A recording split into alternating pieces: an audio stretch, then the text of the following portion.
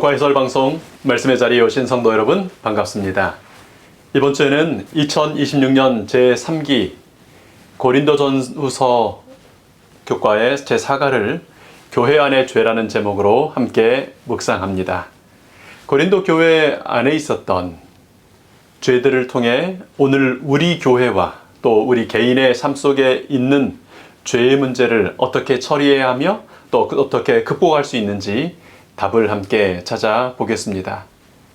우리 말씀을 함께 나누기 전에 말씀을 위하여 기도하겠습니다. 아버지 하나님, 분주한 삶 속에서 말씀 앞에 나오게 하시니 감사합니다.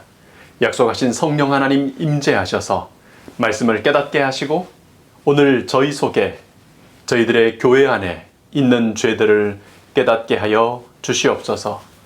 바울 사도를 통하여 주신 지혜의 말씀들을 통하여 오늘 우리 안에 있는 죄를 버리고 하나님께 영광 돌리는 저희 되게 해 주시옵소서. 감사하신 예수님 이름으로 기도합니다. 아멘. 우리 이번 주에 기억할 말씀 함께 읽겠습니다. 고린도전서 6장 19절과 20절의 말씀이 이번 주에 기억할 말씀입니다. 너희 몸은 너희가 하나님께로부터 받은 바 너희 가운데 계신 성령의 전인 줄을 알지 못하느냐? 너희는 너희 자신의 것이 아니라 값으로 산 것이 되었으니 그런즉 너희 몸으로 하나님께 영광을 돌리라. 우리 지금 연구하는 고린도전서는 참 어렵고 곤란한 주제를 다루는 책입니다. 교회 안에 있고요. 또 우리 각자의 삶에 있을 수 있는 죄의 문제를 다루기 때문입니다. 사람이 어떤 시대에 살든지 죄를 죄라고 인식하기가 어려운 이유가 있습니다. 사탄은 죄를 그 시대에 아주 익숙한 문화 속에 녹여서 우리에게 접근하기 때문입니다. 그 시대의 대부분의 사람들이 그렇게 사는 것이 당연하다고 생각하는 표준이 그 시대의 문화 속에 녹아있기 때문에 이제 그 문화를 통해 오는 그것이 죄라거나 잘못됐다는 생각을 하기가 어려울 수 있는 것입니다. 여러분, 믿음의 조상 아브라함이요, 또 메시아의 조상이 되었던 다윗이요, 첩을 가졌었습니다. 지금 21세기 우리 시대의 시각으로 볼 때 도덕적인 지도자, 신앙 지도자가 자기 부인 외에 첩을 가진다는 것은 상상하기 어려운 일입니다. 그런데 그 당시의 문화에서는 여러 명의 부인을 갖거나 혹은 첩을 가지는 것이 그렇게 문제가 되지 않는 자연스럽게 받아들여지는 일이었습니다. 그래서 다윗도 범죄로 얻은 밧세바 외에도 당시에는 합법적이라고 생각되었던 여러 명의 부인들을 두었던 것입니다. 오늘 우리 교과는 이제 이런 이야기로 시작합니다. 인간의 뇌는 스펀지와 같아서 감각을 통해 들어오는 모든 것을 저장한다. 우리는 그 대부분을 인식하지 못할 수도 있다. 그러나 그 정보들은 여전히 남아 우리의 생각과 감정, 행동에 어느 정도 영향을 미친다. 그리스도인조차 주변의 나쁜 것에 영향을 받는 이유가 여기 있다. 우리가 그 대부분을 의식하지도 못할지라도 뇌는 일단 들어오는 그 정보들을 계속해서 저장한다는 것입니다. 이렇게 축적되는 정보들에 의해 익숙해지는 것에는 엄청난 힘이 있습니다. 고린도의 교회는 고린도라고 하는 우상 숭배가 보편화된 부유한 항구 도시였던 그 고린도의 문화를 날마다 보고 또 듣고 접하는 그런 문화 환경 속에 있었던 교회였습니다. 우리 지난주에 교과 공부에서 살폈던 파벌 싸움에 이어서 이제 성적인 부도덕과 소송 혹은 성매매와 결혼 문제들, 이런 문제들을 가졌던 고린도 교회에 보낸 권면을 통하여 어쩌면 21세기의 고린도라고 말할 수 있는 이 시대에 사는 우리들에게 주시는 하나님의 교훈들을 함께 묵상하겠습니다. 이제 오늘 다루는 일요일 교과는 믿음과 실생활의 불일치라는 제목으로 고린도전서 5장을 통해 주시는 교훈을 묵상합니다. 여러분, 여러분께서 출석하시는 교회에서는 문제가 있을 때가 있었습니까? 제 짧은 경험으로는 문제 없는 교회는 그저 지나가다가 한 번 방문하는 교회인 것 같습니다. 한 번쯤 지나가는 교회에서 만나는 교인분들은 대부분 친절하고 적어도 큰 문제가 발견되지는 않아 보입니다. 그런데 어떤 교회든 오래 출석하면서 또 그 교회의 사역에 깊이 관여되기 시작하면 온갖 인간적인 약점들과 문제들을 보게 됩니다. 이런 교회는 되지 말아야 한다라는 그 모델이 고린도 교회였던 것 같습니다. 고린도전서 5장에 소개되는 첫 번째 그 교회의 심각한 문제는요, 교회가 아니라 세상 사람들 중에서라도 그런 문제가 있다는 걸 상상하기 힘든 음행의 문제였습니다. 이제 대표적으로 지적된 첫 번째 문제는 아버지의 아내, 그러니까 아마 계모였겠죠. 그 계모로 되어 있던 아버지의 아내와 아들 사이에 음행이 교회 안에 있었던 것입니다. 세상에 다양한 사람들이 있기 때문에 한 사람이 어떤 비윤리적이고 충격적인 행동을 벌일 수도 있습니다.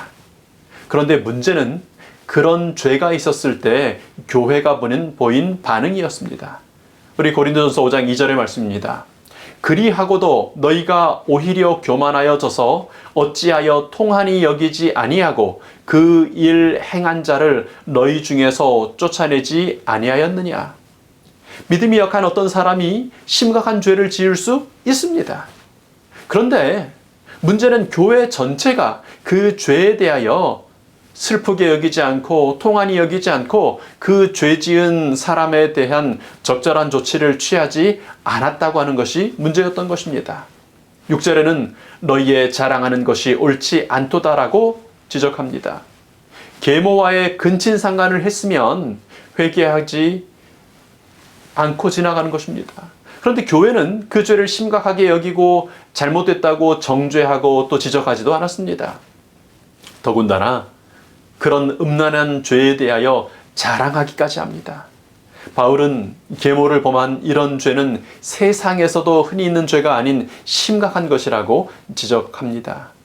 그런데 교회마저, 하나님의 교회마저 그것을 심각하게 느끼고 죄를 지적하는 대신에 방관한 것입니다. 당사자는 당당하게 교회에 출석하고요, 신앙한다고 하고요, 오히려 그가 죄 지은 것을 은근히 자랑하기까지 된 것입니다. 여러분, 왜 이렇게까지 됐을까요? 죄를 지은 그 사람이나 교회는 똑같은 모양은 아니겠지만 당시 고린도에서 흔히 이루어졌던 성적인 범죄들을 자주 듣고 익숙해져서 이런 죄에 대하여 이제 그렇게 심각하게 느끼지 않게 되었을 수 있습니다. 여러분, 생각해 보면 무슨 이런 교회가 있을까 싶습니다. 그런데요, 조금만 돌려서 생각해 보면 고린도 교회의 그 문제는 오늘 우리 교회들이 직면하는 문제일 수 있는 것입니다. 지금은 물론 아버지의 어떤 첩이 있는 집도 있지 않고요, 이런 종류의 근친상간이 가능하지도 않은 시대일 수 있습니다. 죄의 종류는 다를 것입니다. 그런데 이 시대에 너무 흔히 접하고 있고 우리가 너무 많은 사람들이 그렇게 하는 것이라서 별 문제 없는 것처럼 보이는, 그래서 그게 죄라고 생각되지도 않은 것들이 있을 수 있는 것입니다. 여러분, 잠시 생각해 보시죠. 바울이 오늘 내가 다니는 우리 교회에 편지를 보낸다면 어떤 것을 죄라고 지적할까요? 아버지의 아내와 음행을 하는 것처럼 누가 봐도 끔찍한 죄가 있을 수도 있습니다. 그러나 이 시대의 문화 속에서는 대부분의 사람들이 문제라고 생각하지도 않는, 이게 무슨 죄였어? 하는 그런 죄들이 있을 수도 있습니다. 예를 들어서요, 여러분, 성경에서 가장 큰 계명, 예수님께서 가장 크고 첫째 되는 계명이라고 말씀하신 하나님의 법이 무엇입니까? 뭐 하라는 겁니까? 사랑하라는 거죠. 하나님을 사랑하고 내 이웃을 내 몸처럼 사랑하라고 하는 것이 가장 크고 첫째 되는 계명, 또 둘째 되는 계명입니다. 여러분, 사랑하지 않는 죄에 대하여 큰 문제의식이나 죄책감을 느끼십니까? 우리 교회는 하나님께서 가장 중요하게 생각하는 그런 사랑이 있을까요? 불법이 성함으로 많은 사람들의 사랑이 식어져가는 마지막 시대입니다. 남의 인생에 간섭하지 않는 것이 미덕인 것으로 여겨지는 시대입니다. 그래서 사랑에 관심이 없는 것이 당연한 그런 문화가 퍼진 그런 시대에 우리가 살고 있습니다. 나의 삶에, 우리 교회에 사랑하지 않는 죄가 있다면 통한이 여겨야 하지 않을까요? 정말 어려운 것은 어떤 종류의 죄이든 그것이 죄라고조차 여겨지지 않고 회개하기 어려운 이유는요, 그것이 우리에게 너무 익숙해진, 너무 당연하다고 생각되는 이 시대의 문화를 통하여 우리에게 다가온다는 사실입니다. 다들 그렇게 생각하고요, 누구도 그것이 문제라고 얘기하지 않은 것처럼 보일 때 그것을 죄라고 인식하고 통한이 여기고 회개하기가 어려운 것입니다. 그래서 믿는다고 공언하는 것과 실생활이 일치하지 않은 불일치를 보이는 것입니다. 여러분, 어떻게 하면 죄를 죄라고 깨닫고 회개할 수 있을까요? 예수님께서는 이렇게 약속해 주셨습니다. 요한복음 16장 7절의 말씀입니다.